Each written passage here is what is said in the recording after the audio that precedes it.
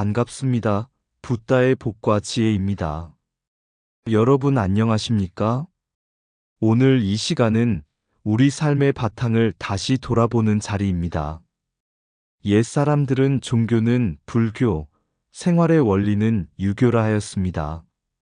부처님의 가르침은 모든 존재가 서로 연기 속에 연결되어 있음을 일깨워주고 그 참뜻은 자비와 지혜로 살아가라는 데 있습니다. 또 유교의 생활 윤리는 그 자비와 지혜가 일상의 행동 속에서 드러나도록 이끌어줍니다. 오늘은 이 두 전통이 어떻게 만났고 또 어떻게 긴장 속에서 발전했는지를 함께 살펴보며 우리 삶에 주는 진리의 의미를 나누어 보겠습니다. 자, 그럼 종교는 불교 그리고 생활의 원리는 유교였었다. 그 여정을 함께 해볼까요? 옛날 어느 마을에 한 선비가 살고 있었습니다. 그는 유교의 가르침을 따라 부모를 공경하고 마을 사람들과의 예절을 지켜 살았습니다. 하지만 마음속에는 늘 공허함이 있었습니다. 내가 예절을 지킨다고 해서 정말 올바른 삶일까? 라는 의문이 떠나지 않았던 것입니다. 어느 날 길을 가다 산중의 작은 절에 들렀습니다. 그곳에서 한 스님을 만나게 되었지요. 선비는 물었습니다. 스님, 저는 부모를 섬기고 이웃을 돕지만 제 마음은 여전히 불안합니다. 무엇이 잘못된 걸까요? 스님은 미소 지으며 연못가에 있는 연꽃을 가리켰습니다. 보십시오. 연꽃은 진흙 속에서 피어나지만 그 향기는 온 세상에 퍼집니다. 사람의 삶도 마찬가지입니다. 예절과 도리는 뿌리이자 줄기요. 자비와 지혜는 꽃의 향기입니다. 뿌리와 줄기가 없다면 꽃은 설 수 없고 향기가 없다면 꽃의 참뜻을 알 수 없지요. 그제야 선비는 깨달았습니다.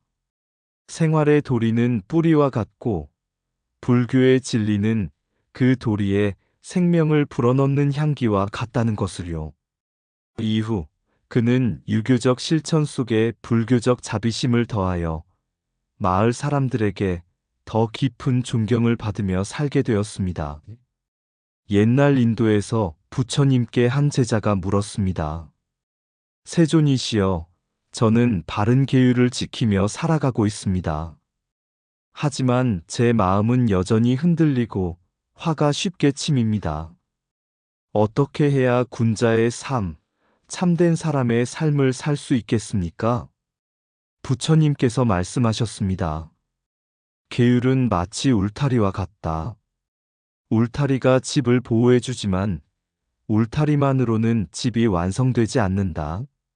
마음을 닦아 바른 지혜를 얻을 때 그 울타리 안에서 평화로운 삶이 꽃피우는 것이다. 이 가르침은 유교의 생활 철학이 일상적 도리 울타리를 세운다면 성리학은 그 안에서 마음의 본성을 닦고 군자의 수양을 통해 종교적 깊이집의 완성을 이루려는 시도와 닮아 있습니다. 즉, 생활의 도리와 마음의 수양이 합쳐져야 참된 삶이 완성된다는 점에서 성리학의 전하는 부처님 진리의 맥과 통하는 것이지요. 울타리가 집을 지켜주듯 예절은 삶을 지켜주고 자비는 그 삶을 완성한다. 군자의 길은 남보다 높은 자리에 서는 것이 아니라 남과 함께 깨어있는 것이다. 본성을 닦는다는 것은 새로운 자신을 만드는 것이 아니라 이미 있는 빛을 닦아내는 일이다. 예절은 바깥을 단정히 하고 수행은 안을 고요히 한다. 두 길이 만나야 온전하다. 마음을 다스리는 자는 천하를 다스릴 수 있다. 자비 없는 지혜는 메마르고 지혜 없는 자비는 길을 잃는다. 군자는 밖으로는 도리를 따르고 안으로는 진리를 묻는다. 모든 존재가 서로 기대어 서 있음을 알 때 참된 군자의 마음이 열린다. 법과 예가 사람을 묶어주듯 연기와 자비가 세상을 살린다. 작은 예절이 큰 평화를 이루고 작은 수행이 큰 깨달음을 이룬다. 자신을 이기는 자가 가장 큰 승자다. 군자의 수양은 천천히 흐르는 물처럼 끊임없이 자신을 맑히는 일이다. 마음이 고요하면 예절이 빛나고 마음이 어지러우면 예절도 껍데기일 뿐이다. 깨달음은 멀리 있는 보물이 아니라 한 생각을 돌이킬 때 피어나는 꽃이다. 삶의 도리를 닦는 이는 사람다운 사람이 되고 마음의 본성을 닦는 이는 깨달은 사람이 된다. 옛날 중국에 한 학자가 있었습니다. 그는 성리학을 깊이 연구하면서도 늘 마음속에 질문이 있었습니다. 사람의 본성은 어디에서 오며 어떻게 세상과 관계 맺는가? 답을 찾지 못해 고민하던 그는 어느 날 불교 경전을 접하게 되었습니다. 경전에는 이렇게 적혀 있었습니다. 모든 것은 서로 인연을 따라 일어나고 그 인연이 사라지면 함께 사라진다. 이것을 연기라 한다. 그 순간 학자는 깨달았습니다. 아, 본성이란 홀로 존재하는 것이 아니라 만물과 서로 작용하며 드러나는 것이구나. 이 깨달음은 훗날 주자학의 이기론 속에 스며들었고 또 다른 학자들은 불교의 실천 정신을 받아들여 양명하게 마음즉 이치라는 사상을 펼치게 되었습니다. 세월이 흘러 조선의 새 성리학자가 이 문제를 다시 탐구했습니다. 서화담은 이와 기를 두 개의 다른 원리로 보고 둘의 간격을 지키려 했습니다. 퇴계는 이와 기가 본질적으로 하나임을 강조했습니다.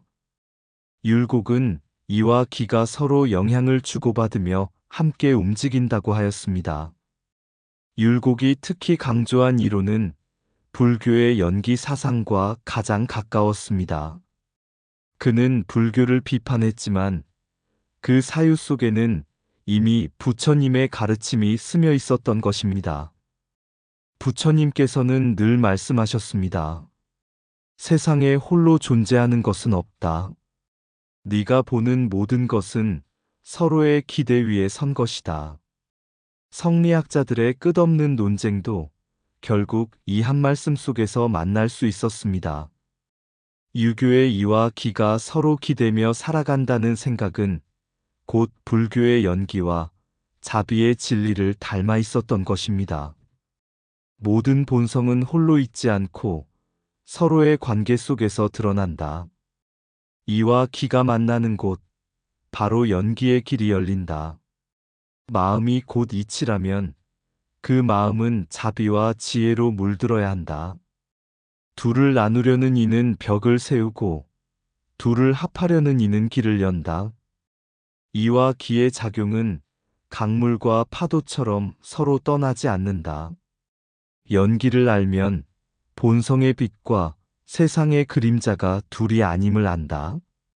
자비로운 마음은 이치가 되고 어지러운 욕심은 길을 흐린다. 본성의 근원은 따로 있지 않다. 만물이 서로 기대는 그 자리에 있다. 군자의 수양은 곧 연기를 깨닫는 것이요. 작은 나를 큰 하나에 녹이는 일이다.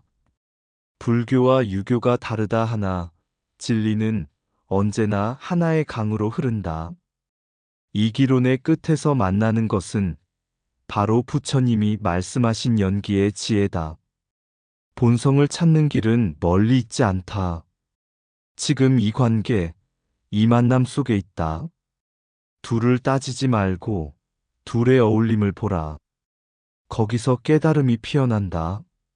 성리학이 본성을 논할 때 그 뿌리에는 불교의 연기와 자비가 스며 있다. 모든 사상은 서로를 비추는 거울이다.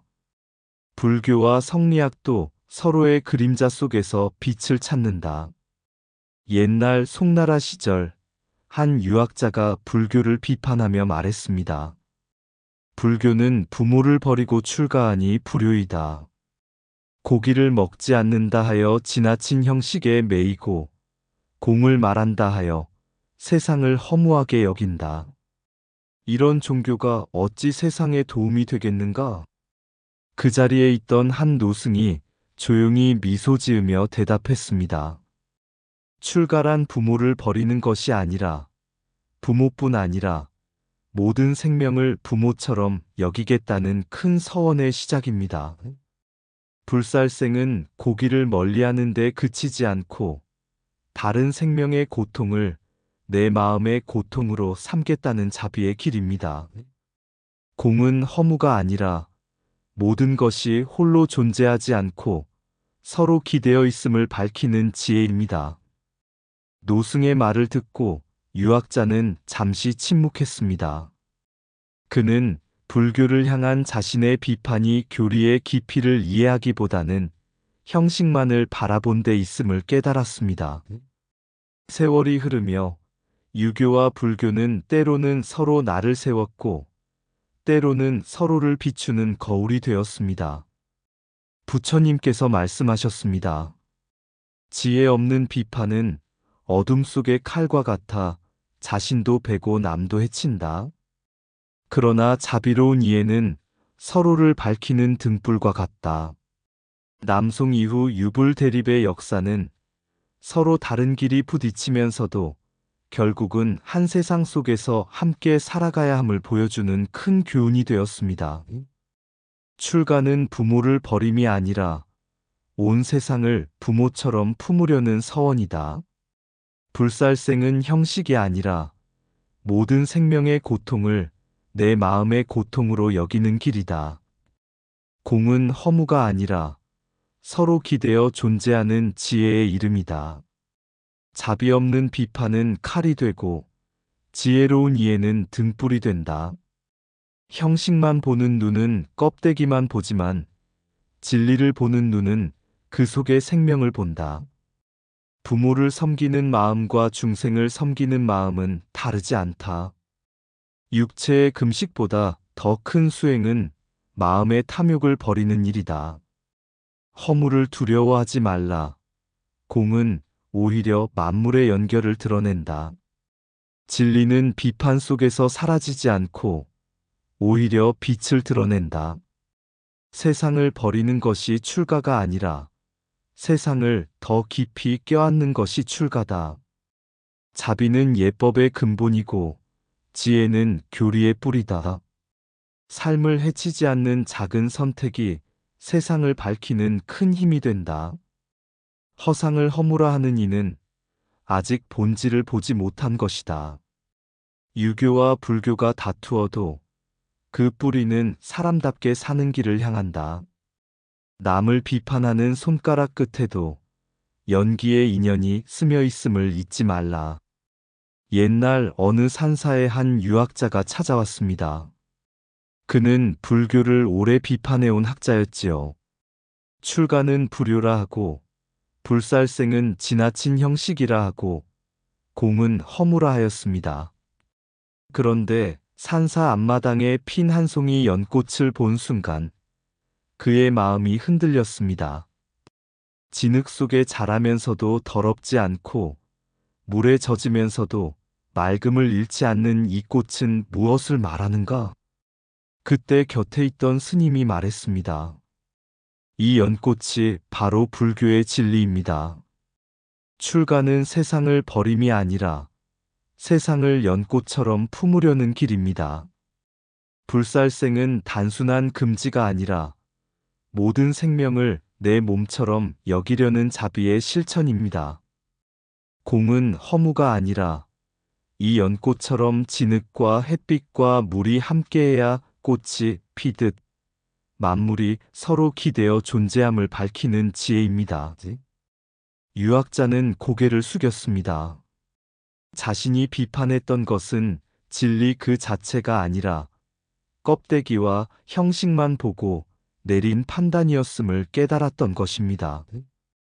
부처님께서 말씀하셨습니다. 진리는 다툼 속에 사라지지 않고 오히려 서로의 이해 속에 더욱 빛난다. 이처럼 주자학과 불교의 대립은 단순한 적대가 아니라 서로를 더 깊이 성찰하게 만든 인연이었습니다. 그 인연 속에서 오늘을 사는 우리 또한 자비와 지혜, 그리고 생활의 도리를 함께 배우게 되는 것입니다. 고요히 비추는 달빛 아래 부처님의 자비는 모든 생명을 품고 연기의 길 위에서 텅 빈 듯 충만한 공의 진리가 피어난다.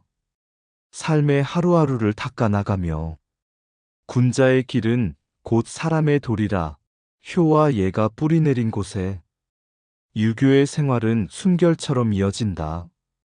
그러나 본래 둘은 갈라진 바 없으니 성품은 한 물줄기요. 모든 존재는 서로를 비추며 살아간다. 형식이 다를 뿐 진리는 한 빛이라. 불교는 종교로서 하늘을 우러르고 유교는 생활로서 땅을 굳건히 지탱하네.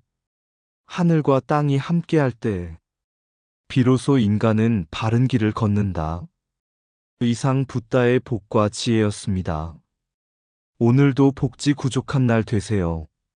구독과 좋아요는 붓다의 복과 지혜를 밝히는 큰 자비의 등불이 됩니다.